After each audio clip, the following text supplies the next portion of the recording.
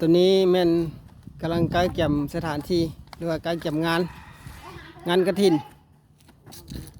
งานกฐินสามัคคีเพื่อเจ้าภาพหลักก็แม่นวัดพุทธิสมพร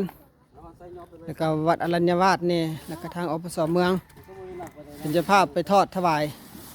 อยู่วัดหลัก36เนาะแม่นวัดหลัก31เนาะวัดหลัก31เนาะวัดหลัก31นี่ตอนนี้กำลังหากาเกี่ยมเนาะ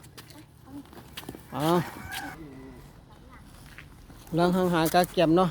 เพราะว่าเมื่อวันที่1ที่2วันที่2ก็จะได้ไปทอดกฐินอยู่วัดหลัก31เพื่อไปสร้างสมทบพื้นสร้างซิมมาซิมาเนาะตอนนี้เจ้าน้อยกำลังเห็นเวียกเนาะกำลังอนามัยหลังคาเต้นเ